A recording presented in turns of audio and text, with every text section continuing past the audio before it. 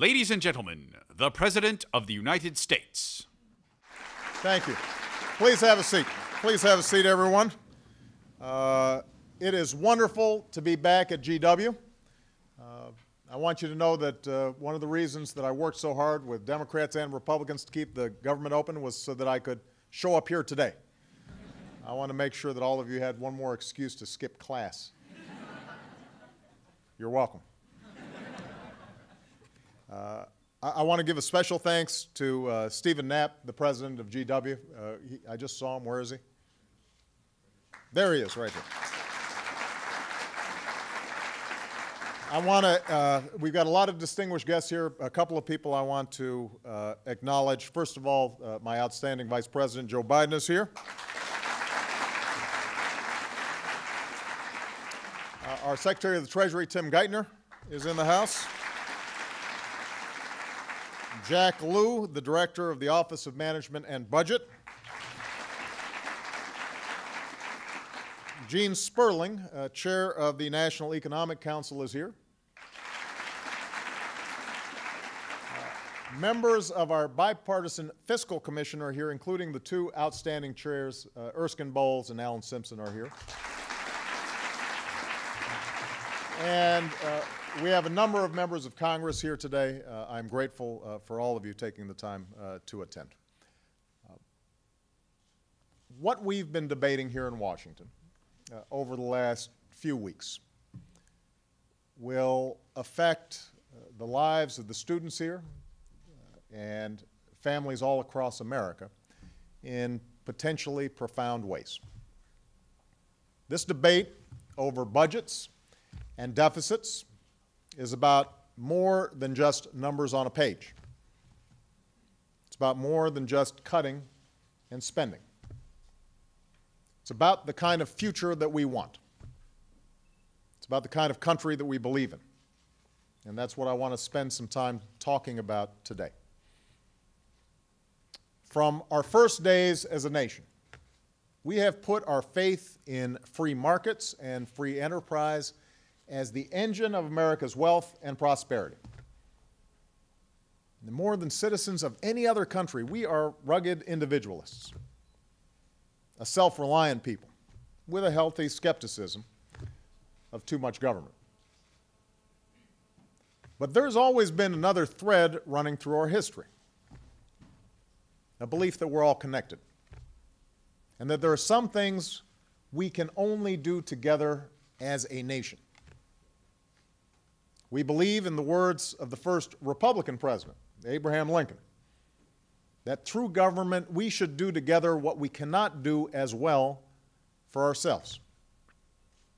And so we've built a strong military to keep us secure, and public schools and universities to educate our citizens. We've laid down railroads and highways to facilitate travel and commerce. We've supported the work of scientists and researchers whose discoveries have saved lives, unleashed repeated technological revolutions, and led to countless new jobs and entire new industries. Each of us has benefited from these investments, and we're a more prosperous country as a result. Now, part of this American belief that we're all connected also expresses itself in a conviction that each one of us deserves some basic measure of security and dignity. We recognize that no matter how responsibly we live our lives, hard times or bad luck, a crippling illness or a layoff may strike any one of us. There, but for the grace of God, go I, we say to ourselves. And so we contribute to programs like Medicare and Social Security, which guarantee us health care and a measure of basic income after a lifetime of hard work. Unemployment insurance, which protects us against unexpected job loss. And Medicaid, which provides care for millions of seniors in nursing homes, poor children, those with disabilities. We're a better country because of these commitments. I'll go further. We would not be a great country without those commitments.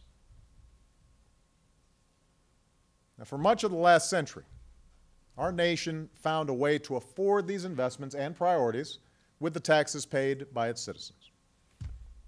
As a country that values fairness, wealthier individuals have traditionally borne a greater share of this burden than the middle class or those less fortunate. Everybody pays, but the wealthier have borne a little more. This is not because we begrudge those who've done well. We rightly celebrate their success. Instead, it's a basic reflection of our belief that those who've benefited most from our way of life can afford to give back a little bit more. Moreover, this belief hasn't hindered the success of those at the top of the income scale. They continue to do better and better with each passing year.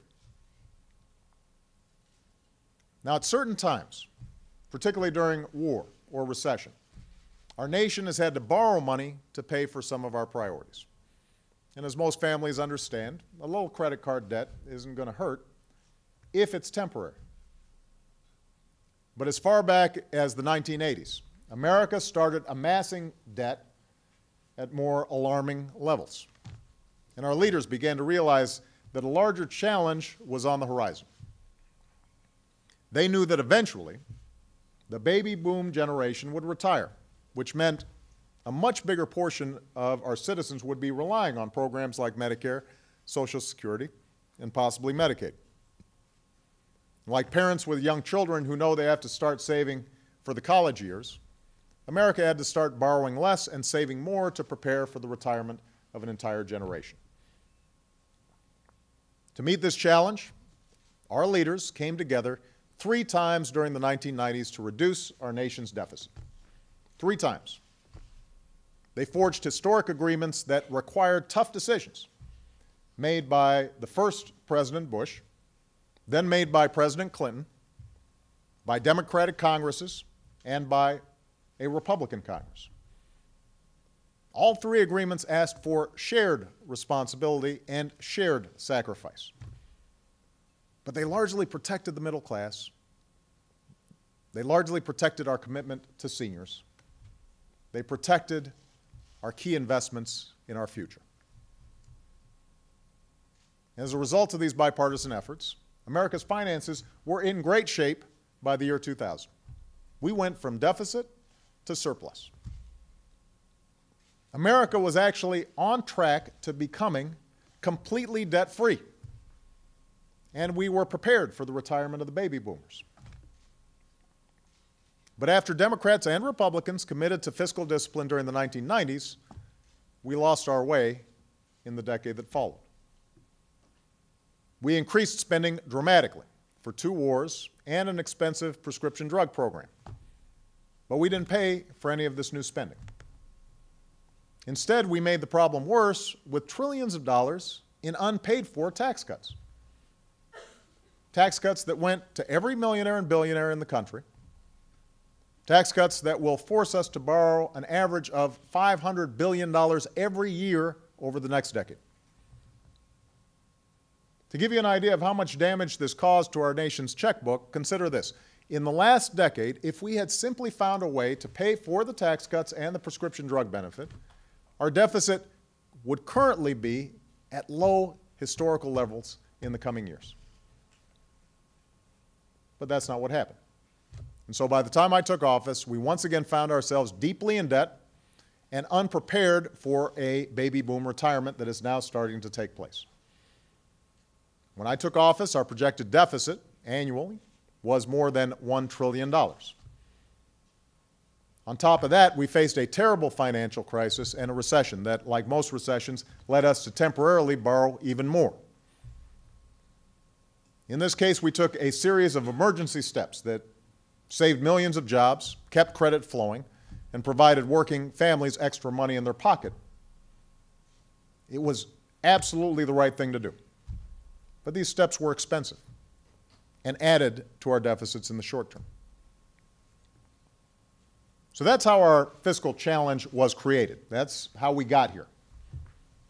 And now that our economic recovery is gaining strength, Democrats and Republicans must come together and restore the fiscal responsibility that served us so well in the 1990s.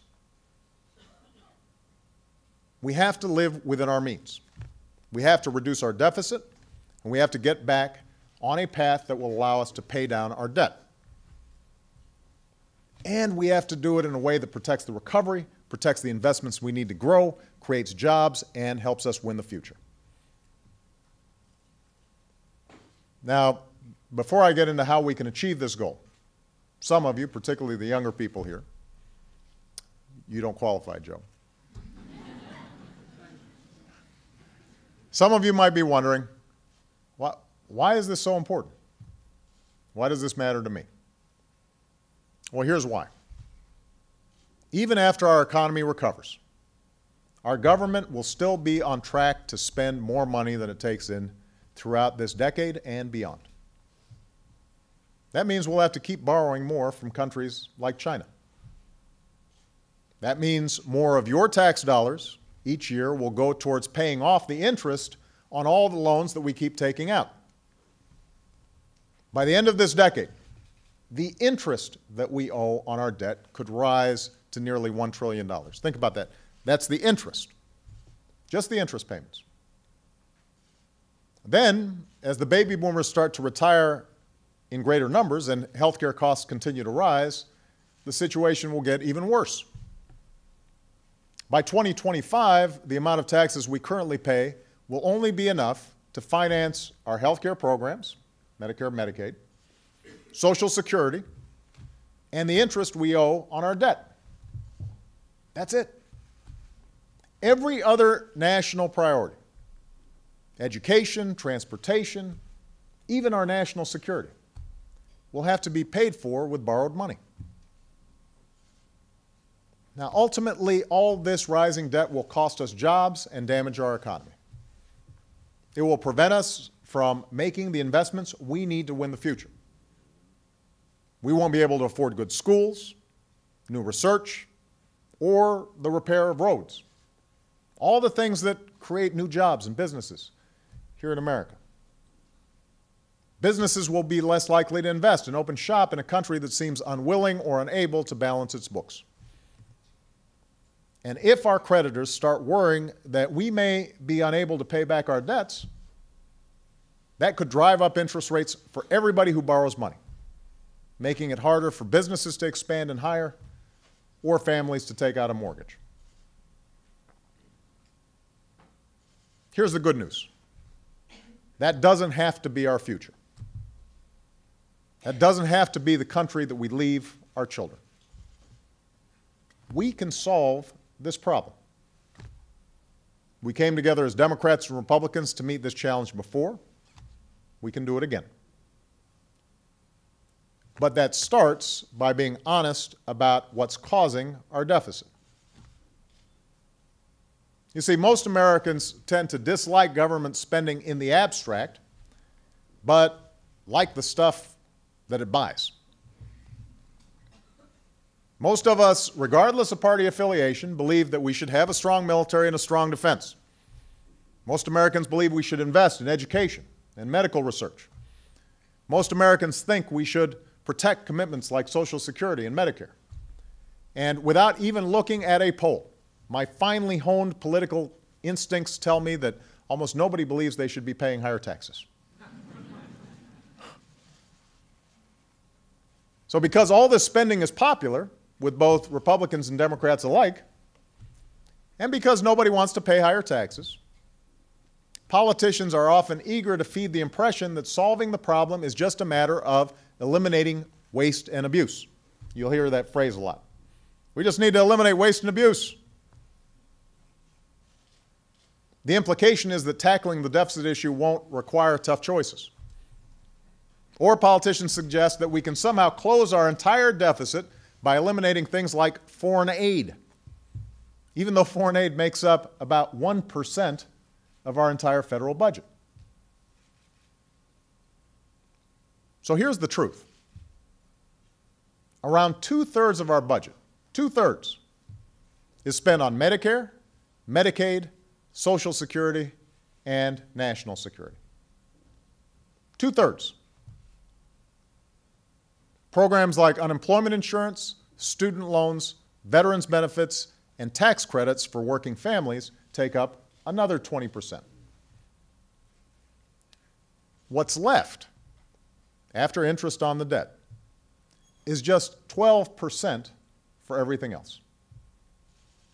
That's 12% for all of our national priorities: education, clean energy, medical research, transportation, our national parks, food safety, keeping our air and water clean, you name it. All of that accounts for 12% of our budget. Now, up till now, the debate here in Washington, the cuts proposed by a lot of folks in Washington, have focused exclusively on that 12%. But cuts to that 12% alone won't solve the problem. So any serious plan to tackle our deficit will require us to put everything on the table and take on excess spending wherever it exists in the budget. A serious plan doesn't require us to balance our budget overnight. In fact, economists think that with the economy just starting to grow again, we need a phased-in approach. But it does require tough decisions and support from our leaders in both parties now. Above all, it will require us to choose a vision of the America we want to see 5 years, 10 years, 20 years down the road. Now, to their credit, one vision has been presented and championed by Republicans in the House of Representatives and embraced by several of their party's presidential candidates. It's a plan that aims to reduce our deficit by $4 trillion over the next 10 years, and one that addresses the challenge of Medicare and Medicaid in the years after that. These are both worthy goals. They're worthy goals for us to achieve. But the way this plan achieves those goals would lead to a fundamentally different America than the one we've known, certainly in my lifetime. In fact, I think it would be fundamentally different than what we've known throughout our history. A 70% cut in clean energy, a 25% cut in education, a 30% cut in transportation, cuts in college Pell Grants that will grow to more than $1,000 per year. That's the proposal. These aren't the kinds of cuts you make when you're trying to get rid of some waste or find extra savings in the budget. These aren't the kinds of cuts that the Fiscal Commission proposed. These are the kinds of cuts that tell us we can't afford the America that I believe in and I think you believe in. I believe it paints a vision of our future that is deeply pessimistic. It's a vision that says if our roads crumble and our bridges collapse, we can't afford to fix them. If they're bright young Americans who have the drive and the will but not the money to go to college, we can't afford to send them. Go to China and you'll see businesses opening research labs and solar facilities. South Korean children are outpacing our kids in math and science. They're scrambling to figure out how they put more money into education. Brazil is investing billions in new infrastructure and can run half their cars not on high-priced gasoline but on biofuels. And yet, we are presented with a vision that says the American people, the United States of America, the greatest nation on earth, can't afford any of this. It's a vision that says America can't afford to keep the promise we've made to care for our seniors. It says that 10 years from now, if you're a 65-year-old who's eligible for Medicare, you should have to pay nearly $6,400 more than you would today. It says instead of guaranteed health care, you will get a voucher. And if that voucher isn't worth enough to buy the insurance that's available in the open marketplace, well, tough luck. You're on your own.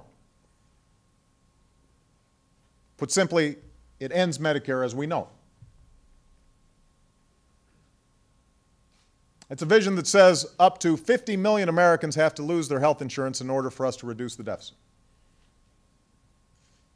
Who are these 50 million Americans?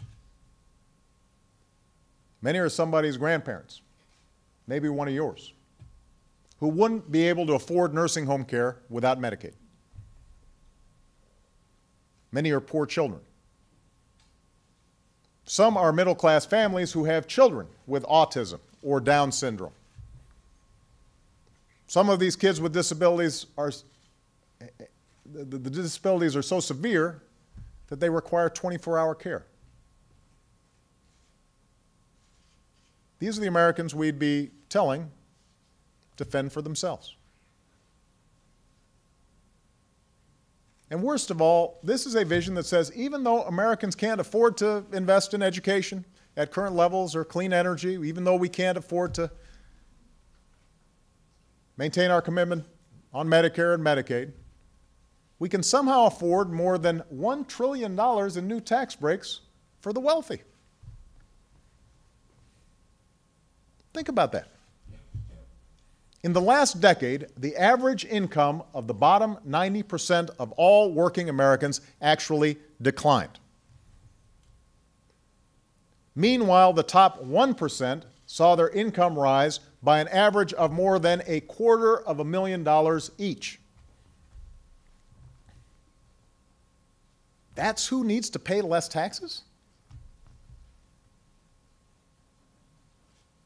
They want to give people like me a $200,000 tax cut that's paid for by asking 33 seniors each to pay $6,000 more in health costs. That's not right. And it's not going to happen as long as I'm president.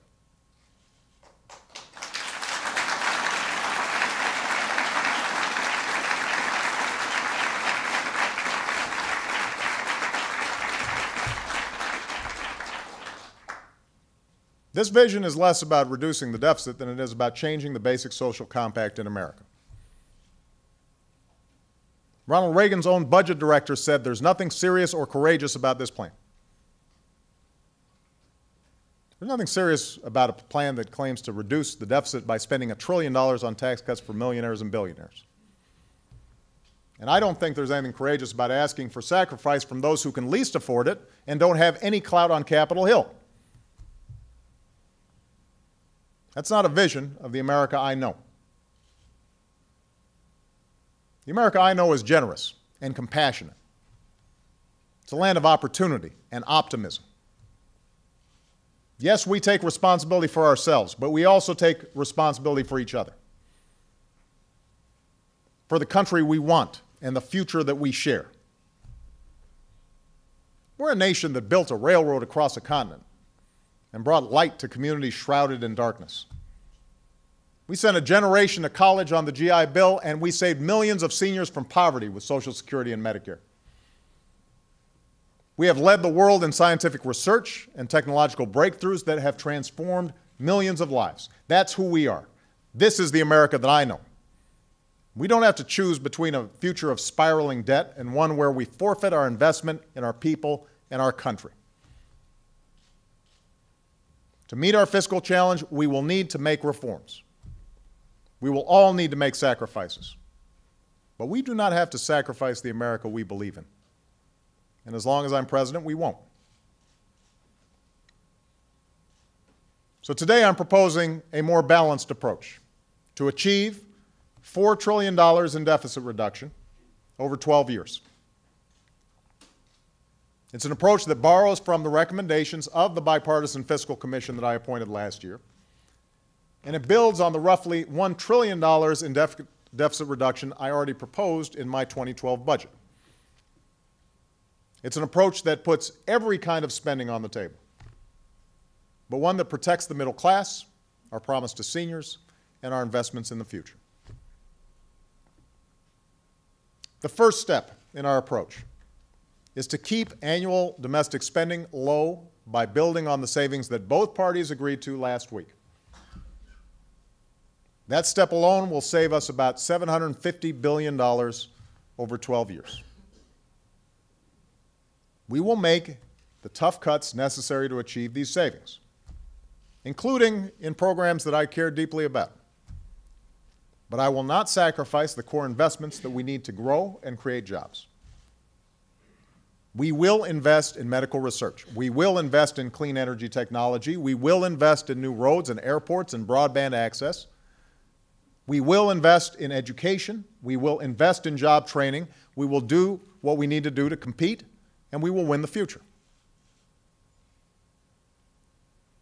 The second step in our approach is to find additional savings in our defense budget.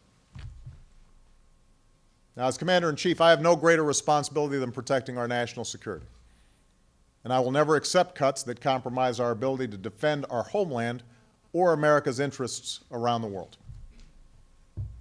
But as the Chairman of the Joint Chiefs, Admiral Mullen, has said, the greatest long-term threat to America's national security is America's debt. So just as we must find more savings in domestic programs, we must do the same in defense. And we can do that while still keeping ourselves safe. Over the last 2 years, Secretary Bob Gates has courageously taken on wasteful spending, saving $400 billion in current and future spending. I believe we can do that again. We need to not only eliminate waste and improve efficiency and effectiveness, but we're going to have to conduct a fundamental review of America's missions, capabilities, and our role in a changing world. I intend to work with Secretary Gates and the Joint Chiefs on this review, and I will make specific decisions about spending after it's complete. The third step in our approach is to further reduce health care spending in our budget. Now here, the difference with the House Republican plan could not be clearer. Their plan essentially lowers the government's health care bills by asking seniors and poor families to pay them instead. Our approach lowers the government's health care bills by reducing the cost of health care itself. Already the reforms we passed in the health care law will reduce our deficit by $1 trillion. My approach would build on these reforms. We will reduce wasteful subsidies and erroneous payments. We will cut spending on prescription drugs by using Medicare's purchasing power to drive greater efficiency and speed generic brands of medicine onto the market. We will work with governors of both parties to demand more efficiency and accountability for Medicaid. We will change the way we pay for health care, not by the procedure or the number of days spent in a hospital, but with new incentives for doctors and hospitals to prevent injuries and improve results. And we will slow the growth of Medicare costs by strengthening an independent commission of doctors, nurses, medical experts, and consumers who will look at all the evidence and recommend the best ways to reduce unnecessary spending while protecting access to the services that seniors need. Now, we believe the reforms we've proposed to strengthen Medicare and Medicaid will enable us to keep these commitments to our citizens while saving us $500 billion by 2023, and an additional $1 trillion in the decade after that. But if we're wrong, and Medicare costs rise faster than we expect, then this approach will give the Independent Commission the authority to make additional savings by further improving Medicare. But let me be absolutely clear. I will preserve these health care programs as a promise we make to each other in this society. I will not allow Medicare to become a voucher program that leaves seniors at the mercy of the insurance industry, with a shrinking benefit to pay for rising costs. I will not tell families with children who have disabilities that they have to fend for themselves. We will reform these programs, but we will not abandon the fundamental commitment this country has kept for generations. That includes, by the way, our commitment to Social Security. While Social Security is not the cause of our deficit, it faces real long-term challenges in a country that's growing older. As I said in the State of the Union, both parties should work together now to strengthen Social Security for future generations. But we have to do it without putting at risk current retirees or the most vulnerable or people with disabilities, without slashing benefits for future generations, and without subjecting Americans' guaranteed retirement income to the whims of the stock market. And it can be done. The fourth step in our approach is to reduce spending in the tax code, so-called tax expenditures. In December, I agreed to extend the tax cuts for the wealthiest Americans because it was the only way I could prevent a tax hike on middle-class Americans. But we cannot afford $1 trillion worth of tax cuts for every millionaire and billionaire in our society. We can't afford it. And I refuse to renew them again. Beyond that, the tax code is also loaded up with spending on things like itemized deductions. And while I agree with the goals of many of these deductions, from home ownership to charitable giving, we can't ignore the fact that they provide millionaires an average tax break of $75,000, but do nothing for the typical middle-class family that doesn't itemize.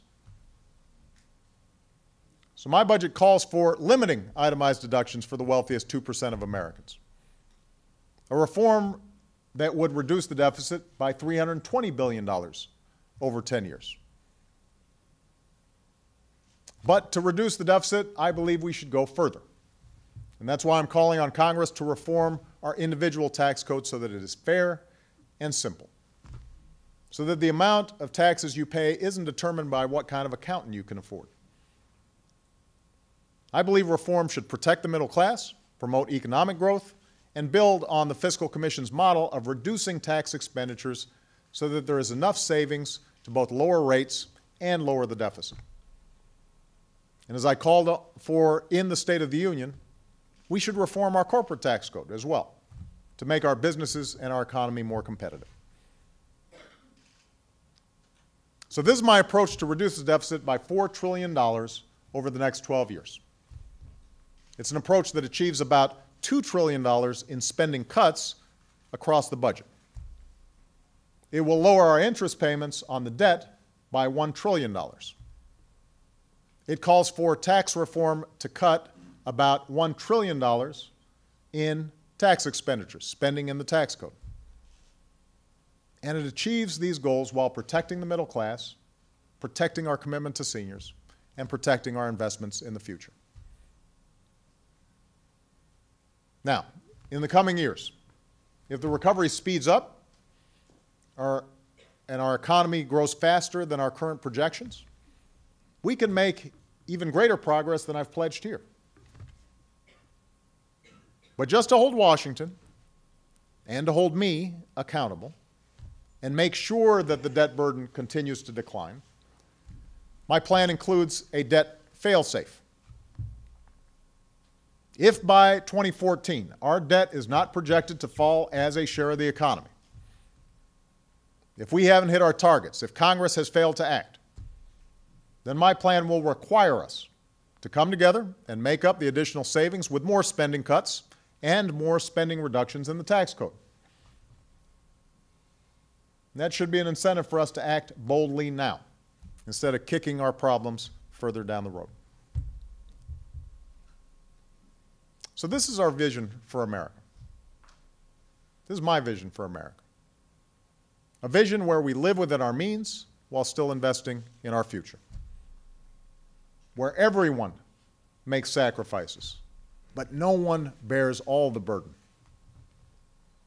Where we provide a basic measure of security for our citizens, and we provide rising opportunity for our children. There will be those who vigorously disagree with my approach. I can guarantee that as well. Some will argue we should not even consider ever raising taxes, even if only on the wealthiest Americans. It's just an article of faith to them. I say that at a time when the tax burden on the wealthy is at its lowest level in half a century, the most fortunate among us can afford to pay a little more. I don't need another tax cut. Warren Buffett doesn't need another tax cut. Not if we have to pay for it by making seniors pay more for Medicare, or by cutting kids from Head Start, or by taking away college scholarships that I wouldn't be here without, and that some of you would not be here without. And here's the thing, I believe that most wealthy Americans would agree with me. They want to give back to their country, a country that's done so much for them. It's just Washington hasn't asked them to. Others will say that we shouldn't even talk about cutting spending until the economy is fully recovered. These are mostly folks in my party. I'm sympathetic to this view, which is one of the reasons I supported the payroll tax cuts we passed in December. It's also why we have to use a scalpel and not a machete to reduce the deficit, so that we can keep making the investments that create jobs. But doing nothing on the deficit is just not an option. Our debt has grown so large that we could do real damage to the economy if we don't begin a process now to get our fiscal house in order. Finally, there are those who believe we shouldn't make any reforms to Medicare, Medicaid, or Social Security out of fear that any talk of change to these programs will immediately usher in the sort of steps that the House Republicans have proposed. And I understand those fears, but I guarantee that if we don't make any changes at all, we won't be able to keep our commitment to a retiring generation that will live longer and will face higher health care costs than those who came before. Indeed, to those in my own party, I say that if we truly believe in a progressive vision of our society, we have an obligation to prove that we can afford our commitments. If we believe the government can make a difference in people's lives, we have the obligation to prove that it works by making government smarter and leaner and more effective. Of course, there are those who simply say, there's no way we can come together at all and agree on a solution to this challenge. They'll say the politics of this city are just too broken, the choices are just too hard, the parties are just too far apart. And after a few years on this job, I have some sympathy for this view. But I also know that we've come together before and met big challenges. Ronald Reagan and Tip O'Neill came together to save Social Security for future generations. The first President Bush and a Democratic Congress came together to reduce the deficit. President Clinton and a Republican Congress battled each other ferociously, disagreed on just about everything, but they still found a way to balance the budget. And in the last few months, both parties have come together to pass historic tax relief and spending cuts. And I know there are Republicans and Democrats in Congress who want to see a balanced approach to deficit reduction. And even those Republicans I disagree with most strongly, I believe, are sincere about wanting to do right by their country. We may disagree on our visions, but I truly believe they want to do the right thing. So I believe we can and must come together again. This morning I met with Democratic and Republican leaders in Congress to discuss the approach that I laid out today. And in early May, the Vice President will begin regular meetings with leaders in both parties with the aim of reaching a final agreement on a plan to reduce the deficit and get it done by the end of June. I don't expect the details in any final agreement to look exactly like the approach I laid out today. This is a democracy. That's not how things work. I'm eager to hear other ideas from all ends of the political spectrum. And though I'm sure the criticism of what I've said here today will be fierce in some quarters, and my critique of the House Republican approach has been strong, Americans deserve and will demand that we all make an effort to bridge our differences and find common ground. This larger debate that we're having, this larger debate about the size and the role of government, it has been with us since our founding days.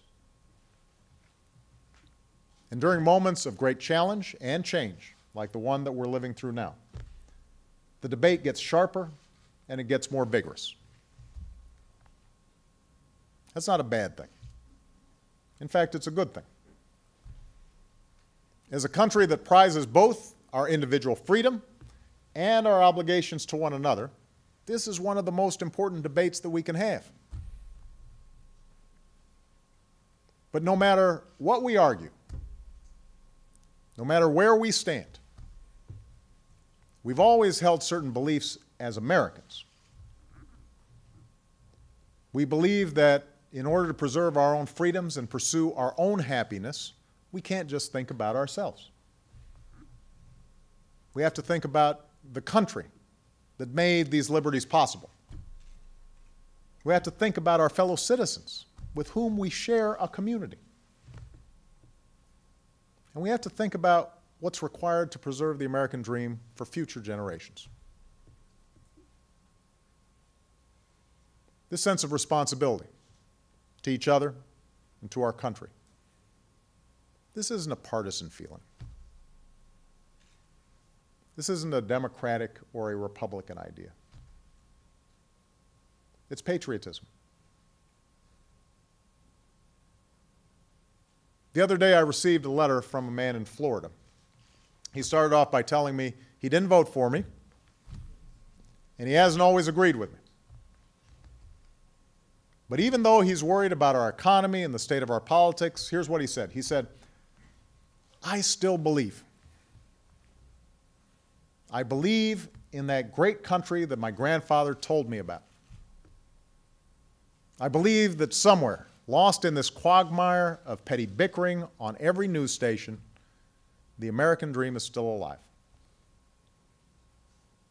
We need to use our dollars here, rebuilding, refurbishing, and restoring all that our ancestors struggled to create and maintain. We as a people must do this together, no matter the color of the state one comes from or the side of the aisle one might sit on. I still believe. I still believe as well. And I know that if we can come together and uphold our responsibilities to one another and to this larger enterprise that is America, we will keep the dream of our founding alive in our time, and we will pass it on to our children. We will pass on to our children a country that we believe in. Thank you. God bless you, and may God bless the United States of America. Thank you. Thank you. Thank you.